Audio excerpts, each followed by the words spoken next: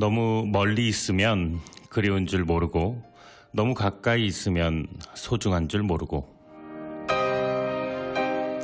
너무 가끔 보면 궁금한 줄 모르고 너무 자주 봐서 반가운 줄 모르지만 그래도 항상 같이 있어 내가 살아가게 되는 당신.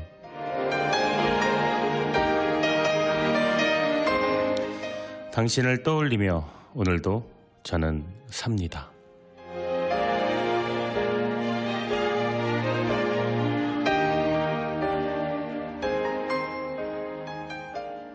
네, If You Wonder, 제프 버넷이 부르는 곡이었습니다. 노래가 아주 좋네요. 재킷 사진도 아주 근사합니다. 네. 안녕하세요. 한 주간 잘 지내셨나요? 내 인생의 명작. 저는 김하준입니다. 바이러스로 인해서 작년부터 재택근무가 엄청나게 늘었어요. 아마 올해도 특별히 변동이 이어지지는 않을까요? 아니면 많이 변해야겠는데요. 지금 백신도 나왔고 해서요. 정말 이렇게 오랜만에 모처럼 가족과 함께하는 시간이 작년부터 늘어나게 됐습니다. 상황에 따라서는 거의 하루 종일 함께하는 경우도 많이 있고요. 그토록 같이 했던 시간이 부족했던 가족들과 함께하는 시간이 길어지는데 마냥 좋지만은 않습니다. 매일 붙어 있다 보니까 또 마찰도 일어나고 의견도 또 차이가 있고요. 가족인데도 시간이 나지 않아서 얼굴도 못 보고 지내다가 이렇게 또 매일 가까이 있으니까 소중한 줄 모르고 또 그렇게 되는 경우도 있는 것 같습니다. 너무 멀리 있으면 그리운 줄 모르고 또 너무 자주 보면 반가운 줄 모르고 오프닝 멘트처럼 말이죠. 가족인데도 몰랐던 습관, 또 몰랐던 취미, 또 식성까지 새롭게 알게 되는 그런 경우가 있죠. 지지고 볶고 싸우고 등 돌려도 또 끼니가 되면 같이 밥을 먹고 저녁이 되면 불을 끄고 잠을 자고 함께 이렇게 가족은 같이 밥 먹고 같이 자고 같이 생활하면서 미워하기도 하고 사랑하기도 하고 닮기도 하고 관심 없어도 이렇게 또 많은 것을 같이 하게 되는 그런 존재인 것 같습니다. 서로 이렇게 떠올리면서 하루를 살고 그런데 그런 말 있죠. 있을 때 잘 하라는.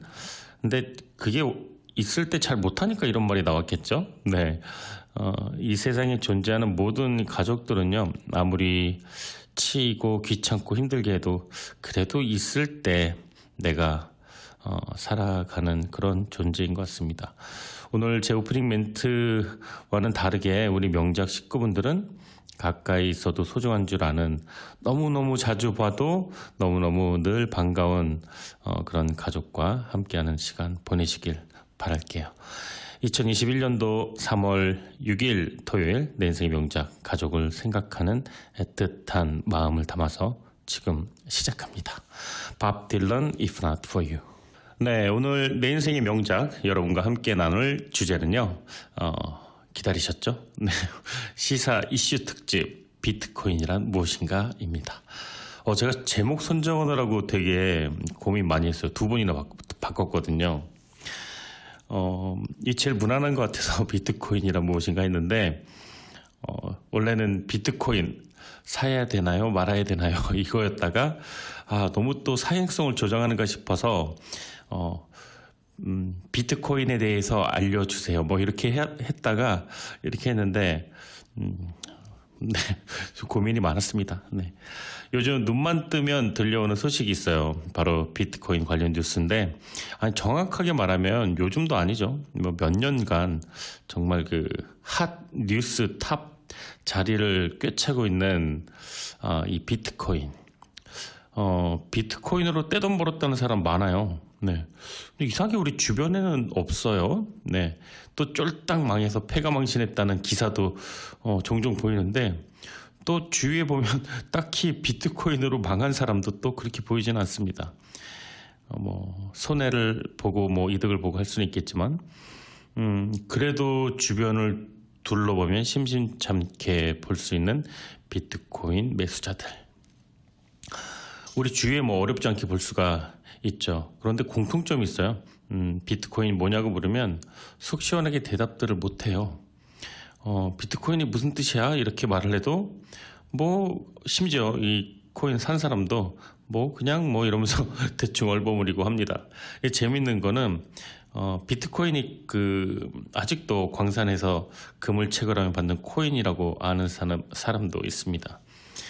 뭐 사실 저도 관심이 전혀 없었기 때문에 뭐 물어보면 대답은 못했지만 누군가가 이거 금을 캐서 받는 코인이야라고 말을 하면 고개를 끄덕였을 수도 있었을 것 같아요. 네. 비트코인이 채굴하는 금은 한정돼 있기 때문에 곧 소진하니까 사양 산업이 될 것이다. 이것은 금융사기다, 폰지다, 스캠이다, 다단계다. 뭐 블록으로 연결된 체인망으로 개미 투자자들을 모으고 기관 매수자가 빠지면 휴지 조각이 될 것이다. 이렇게 얕은 금융 상식을 자랑하는 이들도 있습니다. 또 TV에 나와서 비트코인의 미래 투자 가치로서 긍정적인 전망을 내어놓는 교수에게 사회자가 이렇게 물었어요. 교수님은 사셨나요? 본인이 말을 합니다. 저는 아직 안 샀습니다. 아직 확신이 없어서요. 변동폭이 너무 크니까요. 이렇게 3명 이상만 모이면 주제가 비트코인 되었는데 아직도 여전히 비트코인이 무엇인지 그리고 향후 어떤 변화가 올 것인지 알지 못한 채 그냥 지난달보다 얼마가 올랐다, 얼마가 내려갔다, 앞으로 얼마까지 올라갈 거다, 아니다 떨어질 거다 말고는 아는 상식이 많이 부족한 것도 현실입니다. 자, 소문만 무성한 실체 없는 이슈였던 비트코인, 오늘 내 인생 명작 시사 이슈 특집에서 다루어 보겠습니다. 자, 노래 듣고 돌아올게요. Easily 브루노 메이저가 부릅니다. 네, 테슬라의 일론 머스크가 지난달 2월달에 일을 냈습니다. 테슬라가 비트코인을 샀다는 뉴스와 함께 이 코인 가격이 무려 20% 가까운 상승을 했는데 미국 전기차 업체 테슬라가 이 가상화폐인 비트코인을 무려 1조 6천억 원을 매입을 했어요. 이 자사 전기차 판매 대금도 이제 앞으로 비트코인으로 결제할 것이라 발표를 했습니다. 이제 향후 올해는 지난달 구매한 비트코인 값이 올라서 기존 화폐 가치보다 훨씬 저렴하게 테슬라 SV를 몰 수도 있지 않을까 예상합니다. 근데 여기서 그치지 않고 일론 머스크는 인터뷰에서 비트코인이 자사의 미래 동반자 관계를 목적으로 매수를 하긴 했는데 내 생각에는 이 코인이 너무 가격이 높은 것 같아요. 네, 이렇게 인터뷰를 했어요. 인터뷰가 언론에 공개되자마자 테슬라 자사 주식이 20%가 폭락했고 비트코인 시세는 종장 기준 8%가량 하락이 됐는데 여기서 그친 게 아니라 이 순위가 바뀌었어요. 전 세계 부자 순위 1위를 달리던 일론 머스크가 이 인터뷰 한 번으로 20% 주가 하락으로 전 세계 부자 2위로 내려앉게 되었습니다. 부자들이 세계 부자 1위, 2위가 저희들한테 큰 의미겠습니까? 그리고 그 사람들한테도 그렇겠죠. 그런데 그 한마디에 인터뷰의 파급력이 엄청나다는 걸 알 수가 있었습니다. 그런데 다시 한번 또 인터뷰를 했어요. 일론 머스크가 내가 한 말은 8년 전 내가 그거를 코인 살 기회가 있었는데 그때 매수를 했어야 더 싸게 샀을 것이다. 이렇게 말한 거예요. 이렇게 인터뷰를 또 했습니다. 뭐랄까요, 생 버라이어티라고 하죠. 제가 생쇼라고 할 수는 없고요, 방송에서. 네, 총극이 아닐 수가 없었습니다. 미래를 선도하는 4차 산업의 핵심 기업 테슬라의 수장도 비트코인이 어디로 갈지 어떻게 움직일지 예측하지 못했습니다. 그런데 어쨌거나 1조 5천억 원을 샀는데 인터뷰 한번 잘못해서 수조 원 가치의 자사 주가가 폭락을 했습니다. 또 트위터 CEO 잭 도시가 경영을 겸하고 있죠. 미국 결제업체 회사 스퀘어, 저도 사용하고 있는데요. 지난 2월 8일 날 비트코인 4,700개를 샀습니다. 총 기업 자산, 본인 기업 자산 1%에 해당하는 5천만 달러를 비트코인에 투자를 했는데 스퀘어는 공식 발표에서 암호화폐가 전 세계 사람들의 경제적인 고난을 강화하고 글로벌 통화 시스템의 미래 핵심적인 수단이 될 것이라고 믿는다. 이것은 스퀘어라는 우리 회사의 자사의 목표에도 부합된다라고 했습니다. 또 이 회사의 CFO 암니타 아후자라는 분이 인터뷰에서 비트코인은 미래에 더 널리 쓰일 가능성이 충분하고 더 많은 이들의 참여를 보장하는 제품과 서비스를 만드는 우리 회사 같은 기업에서는 비트코인이 필요하다. 그리고 앞으로 스퀘어의 지불 결제 방식에 비트코인을 도입하겠다. 이렇게 말을 했습니다. 그 후에 비트코인 가격은 2.5%가량 올랐고 스퀘어 주가 역시 상승을 했습니다. 네, 이렇게 비트코인 관련된 기사, 뉴스, 인터뷰가 넘쳐나는 시대예요. 네, 노래 듣고 돌아와서 이어가도록 하겠습니다.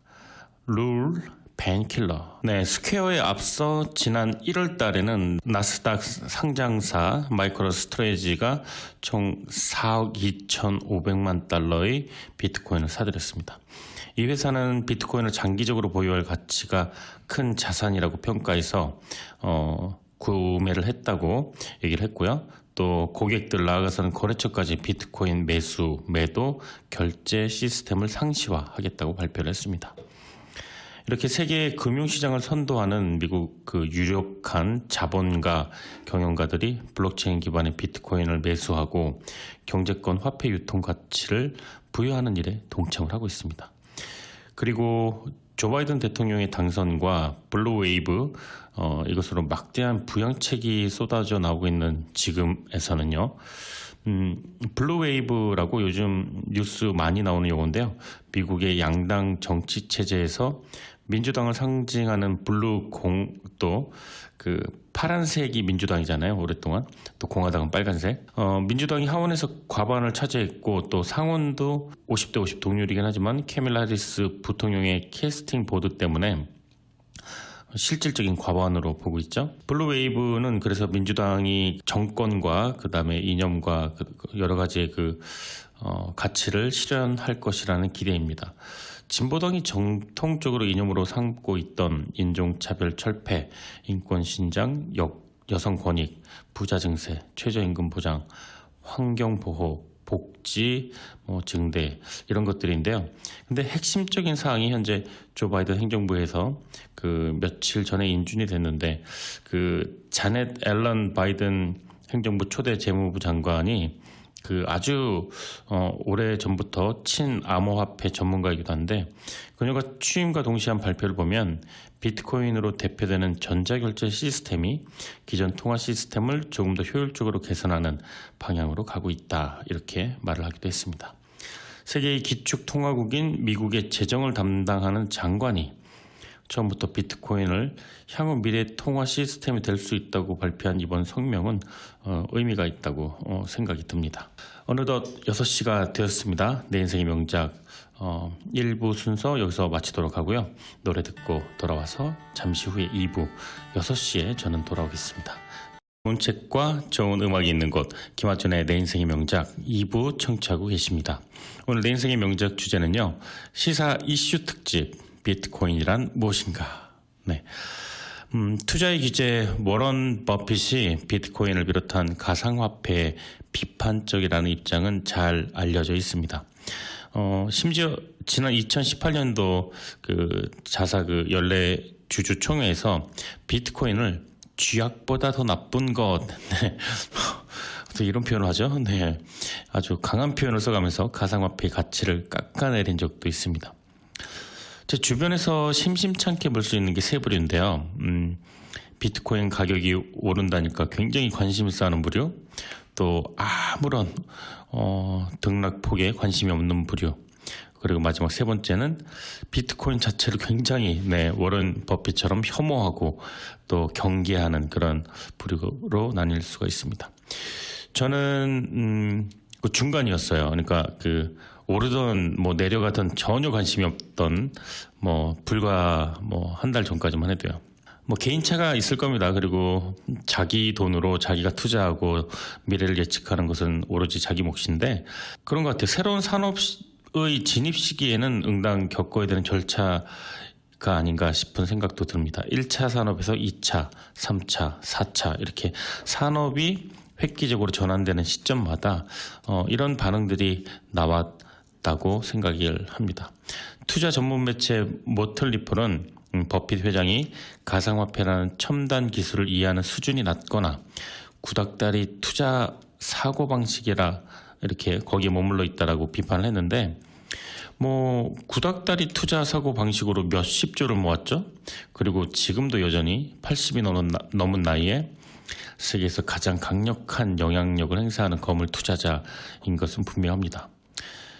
그는 실제 전화기도 컴퓨터도 없는 시절에 청년기를 보내고 또 돈을 모았던 그런 시대의 인물인데, 지금 암호화폐까지 이해하고 시대의 변혁에 발맞춰라 이런 것은 좀 무리가 아닌가 생각도 들고요. 또 모들리플 편집위원장을 맡고 있는 로빈 하틸은요, 비생산적인 자산에 대한 투자는 바람직하지 않고 비트코인은 투자 대상이 아니라 단지 투기 수단에 불과하다. 괜히 투기를 해서 자신의 평판을 해치는 결과를 낳지 말길 바란다. 네, 이렇게 또 비판적인 조언도 했습니다. 어떤 비판적인 시각이든 긍정적인 시각이든 모두 맞다라는 보장은 없겠지만요.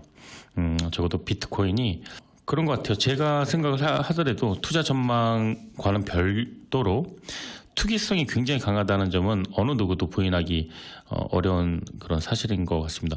오늘 아침에도 벌써 몇천 불이 올라갔다 내려갔다 했으니까요.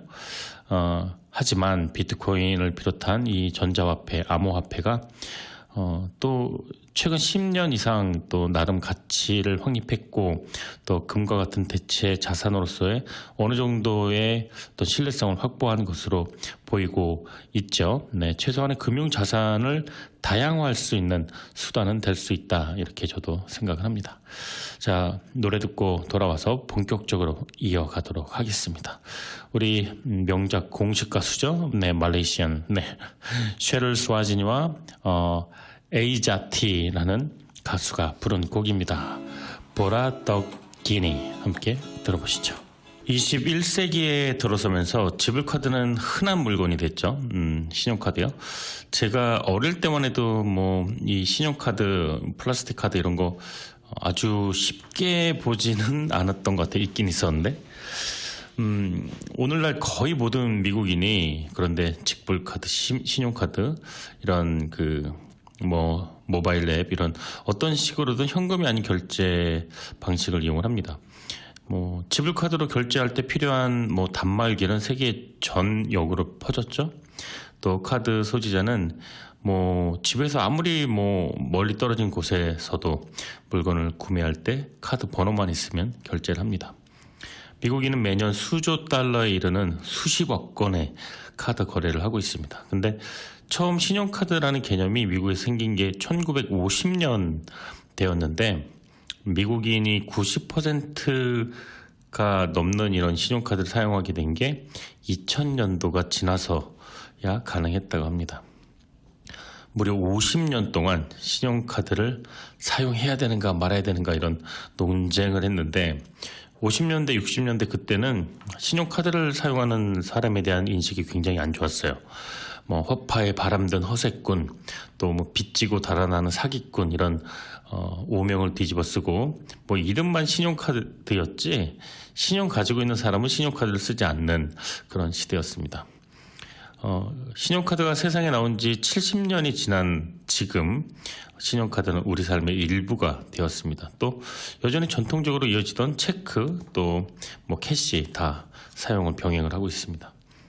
그리고 현재 미국에서 가장 인기 있는 모바일 결제 앱 벤모, 저도 자주 오늘도 사용을 했는데, 이 벤모가 처음에는 인터넷상에서 소셜미디어 형태로 출시되었을 때 IT 테크 분야 언론들이 SNS의 파격 행보 과연 신뢰할 수 있는가 이런 반론들이 많이 있었습니다. 지금 벤모는 페이스북처럼 거래 내역을 공개하는 피드를 제공을 하고 있고요. 또 이런 점에서는 또 페이팔과는 또 일반적인 개인 간 결제 시스템이 차별화되는 것 같습니다. 그리고 지금 현재 벤모의 신뢰성과 안정성을 의심하는 사람은 없을 거예요. 개인이 다른 개인에게 벤모를 지불하면은 또 그게 투명하게 공개가 되고요. 이렇게 많은 소셜미디어 플랫폼이 개인정보 보호 설정 기본값은 바로 퍼블릭입니다. 공개. 이렇게 미래 화폐 통화의 기본 가치는 지금까지 거래 내역이 비공개에서 공개로 바뀌고 있습니다. 앞서 말씀드린 자넷 앨런 재무부 장관 인준 질의 내용에 이런 질문이 나오는데요. 가상화폐가 테러 자금을 조달하는 잠재적인 수단이 되지 않는가? 이 질문의 답을 장관 후보자는 테러 자금과 자본 은닉이 가장 유용하고 많이 쓰이는 화폐를 아는가? 그것은 바로 통화 기록이 남지 않은 $100짜리 지폐이다. 테러 자금과 은닉 자본에 사용된다고 $100짜리 지폐를 모두 불태울 수는 없지 않은가? 하지만 암호화폐는 모든 기록이 공개되기 때문에 기존 화폐를 대체할 수 있는 장점이 충분히 가지고 있다라고 말을 했습니다. 네, 그렇네요. 말이 암호화폐라서 좀 우려를 했는데 암호화폐의 가장 커다란 특징, 그게 바로 공개성에 있었습니다. 네, 노래 듣고 돌아오겠습니다. 요셉 캣 스테이븐스가 부르는 Father and Son 함께 듣고 오겠습니다. 네, 예전에 여러분들 한국에서 선풍적인 인기를 끌었던, 어떻게 보면 페이스북의 아성을 먼저 가졌던 비혼의 스타 플랫폼 개인 블로그 싸이월드 기억나시나요? 그 도토리가 있었죠. 네, 도토리로 음악을 사고 또 뭐 홈피도 꾸미고 친구 생일 선물도 주고, 도토리만 있으면 정말 뭐 남부러울 게 없었습니다. 그게 벌써 20년 가까이 된 것 같아요.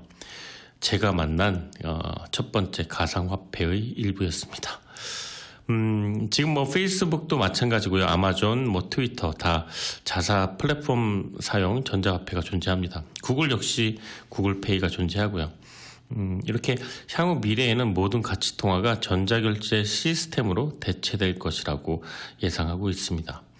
우리 일상생활에 통용되는 여러 유형의 화폐가 치열한 경쟁을 벌이는 현장을 목격을 하게 될 것입니다. 앞으로 이런 경쟁이 벌어지는 미래에는 정부가 발행하는 화폐도 시장이 선택을 받으려고 경쟁하는 여러 화폐 중에 하나가 될 것이라고 전문가들은 예측합니다. 정부가 발행하는 화폐가 완전히 뭐 없어지거나 퇴출되지는 않겠죠. 하지만 정부가 발행하는 화폐 역시 하나의 수단에 불과하게 될 것이다라고 얘기합니다. 이제 국가가 돈을 규정하고 미국이 기축 통화국으로서의 역할을 하는 그런 시대는 저물고 있습니다. 네, 단지 오늘 주제가 이런 비트코인이라서가 아니라 뭐 많은 사람들이 그 국가가 발행하는 돈을 대체하거나 최소한 보완하는 미래를 진지하게 맞이해야 되지 않을까요? 암호화폐든 뭐 기업화폐든 오늘날 그 국가의 정치적 영토적 영역에서 자유로워질 것이다. 이 화폐는 다양화 될 것이다라고 전문가들은 예상합니다. 2008년도 금융위기 때였죠. 잘못된 정책으로 그게 시작이 이제 월스트리트에서 시작이 됐는데, 그 작은 불씨가 전 세계 수많은 나라의 실직자들을 만들어내고 난민을 만들어내고 한 나라가 통째로 흔들리는 그 국가 부도 사태까지 가는 현장을 목격을 했습니다. 언제까지 우리가 세계의 패권 국가인 미국의 기축 통화만, 이 달러만 바라보고 있어야 할까요? 베네수엘라 또 콜롬비아 이렇게 뭐 살인적인 인플레이션과 실업이 최초의 뭐 여러 가지 뭐 원인은 있겠지만 그중 하나가 화폐 가치 조정에서 비롯됐다는 것을 생각하면 그럴 위험성이 존재하지 않는 미래 화폐인 가상화폐, 전자화폐, 암호화폐 뭐 이름 다 다르지만 뭐 이 미래 화폐의 시대를 우리가 준비하고 또 맞이하는 자세 필요할 거라고 생각됩니다. 자, 노래 듣고 돌아오겠습니다. 아주 귀여운 곡이죠. 클레어 크로스비와 그의 데드가 부르는 곡 Shallow 함께 듣고 오겠습니다. 사토시 나카모토는 2008년 10월에 비트코인이란 주제로 9쪽짜리 논문을 공개했습니다. 그리고 2009년 1월 3일에 비트코인이 처음 발행됐고 2009년 2월 10일에 비트코인 코어 버전 1 프로그램이 공개되었습니다. 그리고 공개를 하면서 사토시 나카모토는 재래 통화의 뿌리 문제는 그것이 작동하게 하는 데 필요한 모든 신뢰이다. 중앙은행은 통화 가치를 떨어뜨리지 않도록 신뢰할 수 있어야 하지만 화폐 통화의 역사는 그 신뢰의 위반으로 가득하다. 이렇게 얘기를 했습니다. 기존 금융에 대한 비판을 한 건데요. 기존 화폐와 달리 정부는 중앙은행, 금융기관의 개입 없이 개인 간 P2P, 빠르고 안전한 거래가 가능하고 정부가 원하면 더 찍어낼 수 있는 기존 화폐와는 달리 최대 발행량이 한정되어 있다는 것이 특징입니다. 대부분 암호화폐와 마찬가지로 비트코인도 시세가 아주 극도로 불안정합니다. 네. 최초 비트코인 가격이 2010년도 시작될 때 0.02달러죠.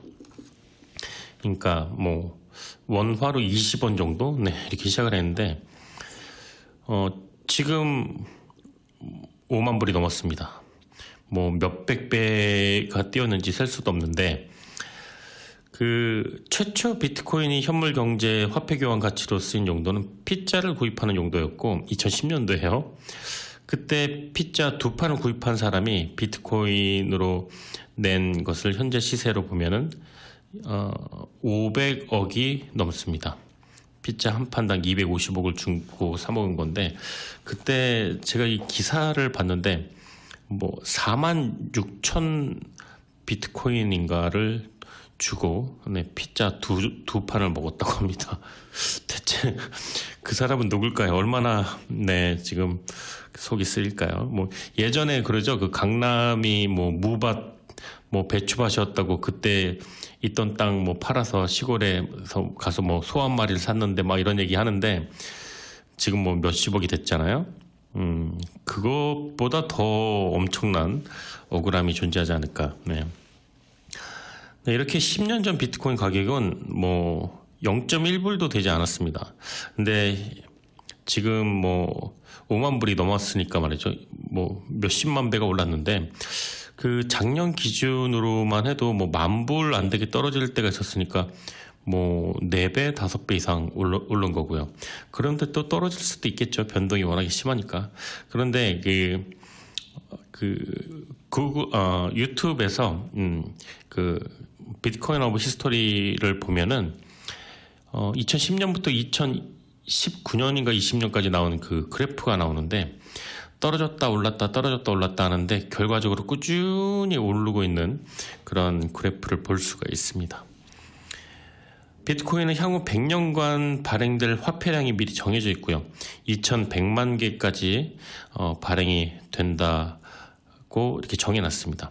현재 2021년 기준 약 1900만 개 정도가 발행됐고 앞으로 200만 개 정도 더 발행될 예정인데 그런데 크게 걱정하지 않아도 되는 게 통화로 사용되기는 턱없이 부족하긴 하지만 그 소수점 자리 8자리까지 분할이 가능합니다.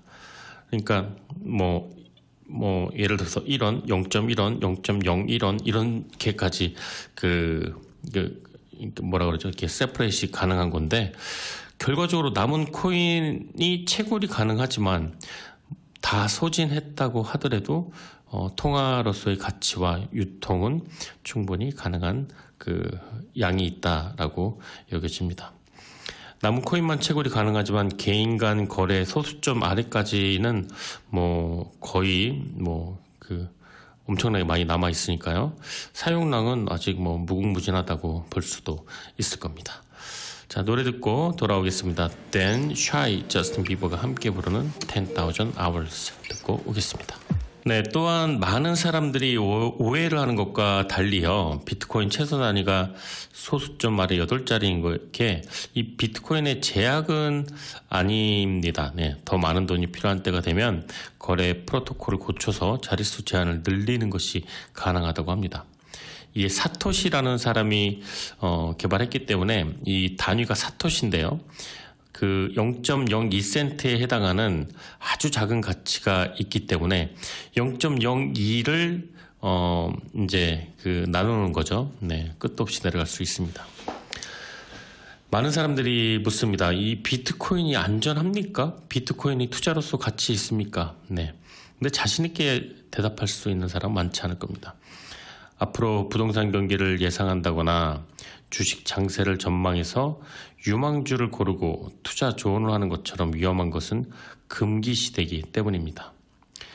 단순한 나의 의견으로 다른 사람의 소중한 돈이 날아간다면 그것처럼 재앙은 없을 겁니다. 하물며 비트코인처럼 신생 암호 또 가상 코인일 경우엔 더욱더 그렇지 않을까요? 오늘 아침만 해도 뭐 지금 본 것과 몇천 불의 등락이 있었는데, 특히 단기 투자자들에게 비트코인은 정말 뭐 거대한 그 무덤이자 블랙홀이 아닌가 생각이 들고요. 더군다나 투자의 기본 원칙으로 유명하죠. 워런 버핏의 2가지 인생 투자 전략을 보면 이런 말이 나와 있습니다. 첫 번째 투자 원칙, 원금을 보존하라. 무조건 원금을 잃지 마라. 두 번째 투자 원칙, 첫 번째 원칙을 지켜라. 그러니까 한마디로 원금을 절대 잃어버리지 말라라는 게 투자 원칙인데, 비트코인에 대입하면 어떨까요? 워렌 버핏의 투자 원칙에는 좀 위험하지 않을까요? 이 비트코인은 워낙에 요동치는 가격이 심하니까요. 이 그래프가 보면은요, 이제 아까 말씀드린 대로 최초 공시된 가격이 2010년도에 그 0.02달러로 시작을 했는데, 2020년도까지 보면은 히스토리 오브 비트코인에 이렇게 나옵니다. 정말 꾸준히 등락이 반복되는데, 중요한 것은 10년 동안 오르고 있었던 거예요. 어차피. 올해 떨어질 수도 있죠. 뭐 5만 불이 1만 불이 될 수도 있는데 궁극적으로는 오를 것이다. 상장이 폐지되거나 휴지 조각이 된다. 뭐 이렇게 뭐 주식처럼 스타트업이나 사행성이나 정부 규제가 필요한 기업이 받을 수 있는 그런 리스크는 뭐 제 의견이긴 하지만, 적어도 비트코인은 어느 정도, 물론 이제 앞으로 장담할 수 있는 건 아무도 없지만 어느 정도 안정세에 들어온 건 아닌가. 뭐 미국 재무장관을 비롯한 뭐 페이팔, 뭐 테슬라, 뭐 스퀘어, 뭐 페이스북 이런 오너들도 그 어떤 그 기관 매수자들의 퍼센테이지가 80%가 넘은 상황에서, 만약에 지금 비트코인이 뭐 아주 꿈결처럼 사라졌다 그러면 전 세계에서 뭐 전기 공급이 끊기는 정도의 아비규환이 일어나지 않을까 생각이 들기도 하고요. 근데 문제는 알트코인이라는 게 문제인데요. 이건 조금 위험한 것 같아요. 좀 걱정이 되는데요. 자, 노래 듣고 돌아와서 알트코인에 대해서 이제 알아보도록 하겠습니다. 노래 부르는 남매 해리안이 부르는 마음을 드려요. 함께 듣겠습니다. 위키피디아에서 말하는 알트코인의 정의 살펴보겠습니다. 암호화폐 시장의 선구자인 비트코인 이외의 후발 암호화폐를 칭하는 말, 영어로 얼터너티브 코인의 축약어이다. 메이저와 마이너를 가리지 않고 알트코인이라고 하는데, 그 이름에는 이더리움처럼 뒤에 코인이 붙지 않은 것도 있다. 개중에는 비트코인을 뒤를 이을 것으로 예상되는 유력 코인도 있고, 잘 알려지지 않은 중소 코인도 수백 개나 되며, 투자자들의 돈을 갈취할 악의적 목적으로 만들어진 스캠 코인도 있다.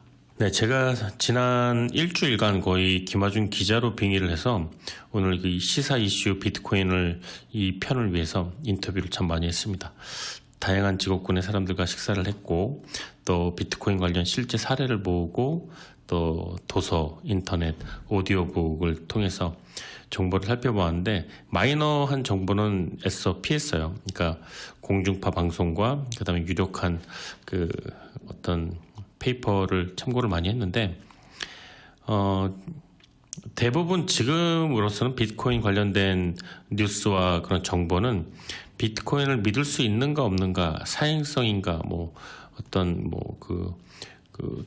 어떤 사람들의 그 심리를 자극해서 도박의 어떤 역할을 하는가, 이런 것들은 거의 이제는 뭐 처음에 뭐 3, 4년, 5, 6년 전에는 그런 이슈들이 많이 있었는데, 지금은 그게 이슈가 아니고 비트코인은 어느 정도 안정세에 들어갔고 알트코인이 문제다.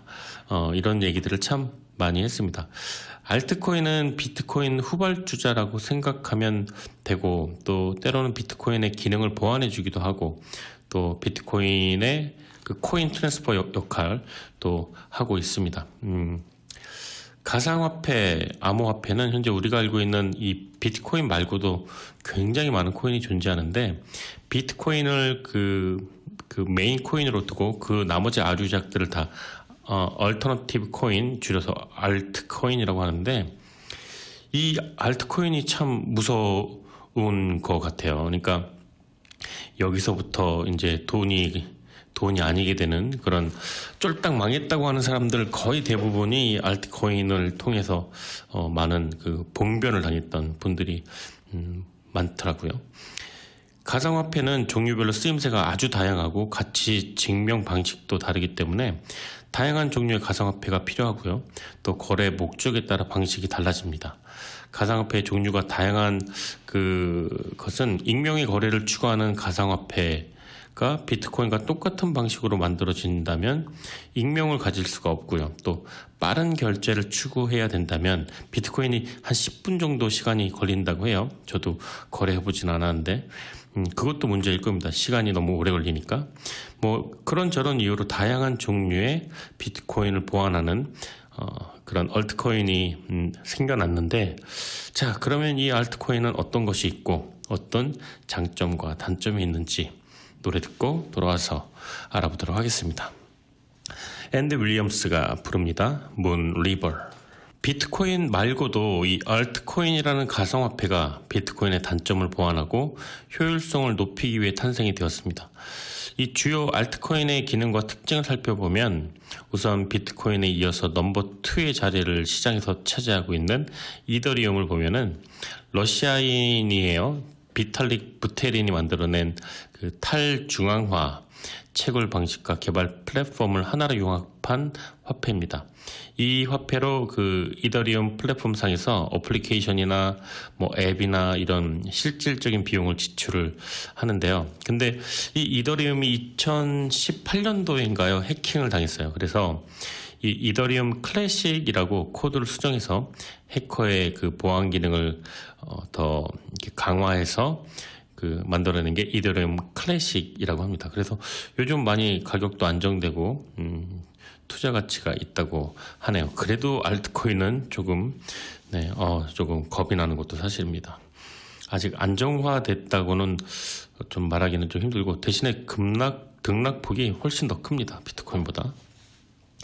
또 비트코인 캐시가 있는데요. 비트코인끼리 또 처음에 그 채굴자끼리 갈라져 나온 아류 캐시인데 중국 자본인 엔트마이너가 중국에서 채굴하고 있는 코인인데, 이 중국 관련된 거는 이거 믿고 걸러야 되는 게, 중국 공산당이 지금 현재도 75%가량 또 통제를 하고 있고, 지금 현금화 되지 못하게 그 공산당에서 정부에서 막고 있는 상황입니다. 그래서 코인 채굴을 하고 현금화되지 않은 자본이 중국에 다 몰려 있는 상황입니다. 네. 참 중국이란 나라. 네. 자, 그리고 리플이라는 알트코인이 있는데요. 초창기에 아주 많은 벤처 자본이 투자를 잡았습니다. 이게 총 9천만 달러가 모금됐던 그런 코인입니다. 리플이란 이 코인은 달러화 할 수 있는 가장 유용한 수단이고요.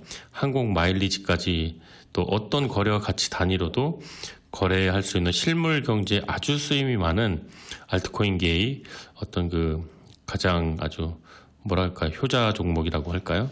네, 쓰임이 아주 많은 코인입니다.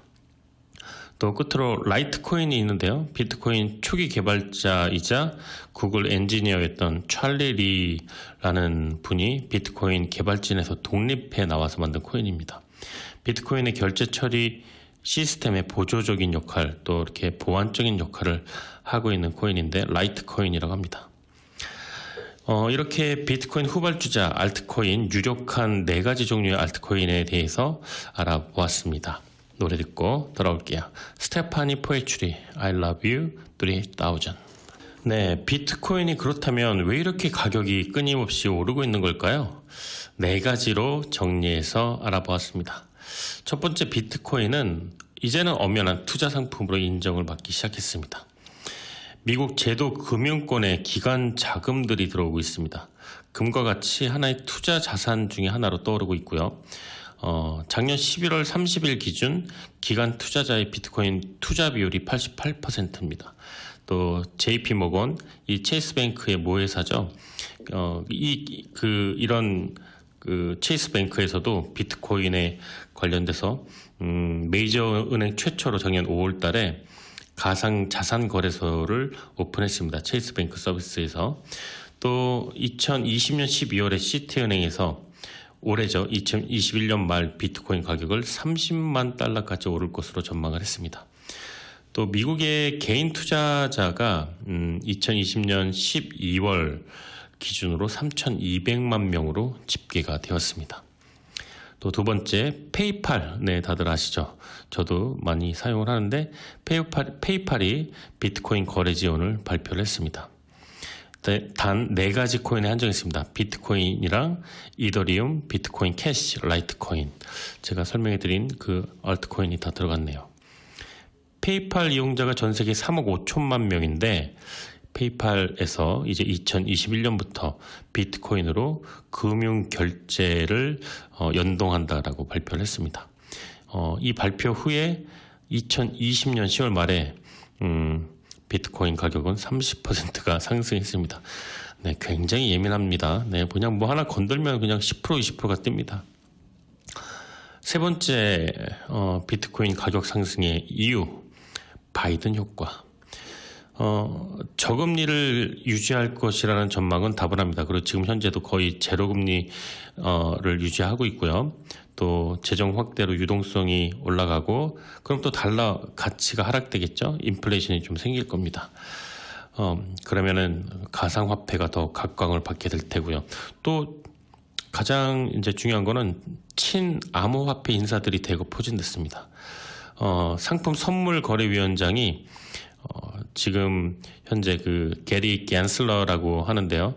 바이든 경제팀장으로 임명됐습니다. 친암호화폐 전문가입니다. 그리고 앞서 말씀드렸다시피 자넷 앨런 초대 재무부 장관, 또 MIT 존슨 교수 바이든 경제팀으로 들어왔는데 그 디지털 화폐와 블록체인 기술이 금융에 미칠 영향에 대해 논문을 쓴 분입니다.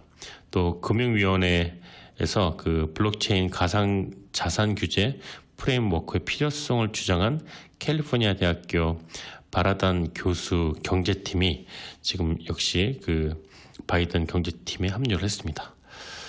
자, 네 번째, 주식 자금의 일부가 암호화폐로 이동할 것이다. 바이든 정부의 공약은요, 법인세를 인상할 것이고 또 장기 보유하고 있는 주식의 양도세를 23%에서 39%까지 올릴 거라고 말을 했습니다.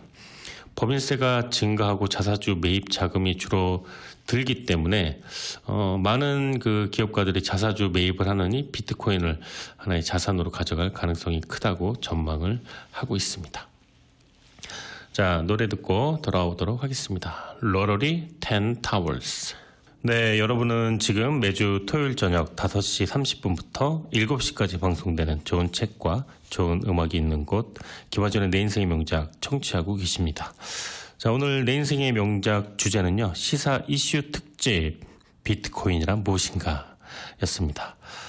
네, 저는 다음 주 토요일 5시 30분에 좋은 책과 좋은 음악으로 다시 돌아오도록 하겠습니다. 지금까지 내 인생의 명작 저는 김화준이었습니다. 오늘 끝곡은 Living on a Jet Plane, 슈퍼렉이 부르는 곡 함께 하시면서 마무리하겠습니다. 감사합니다.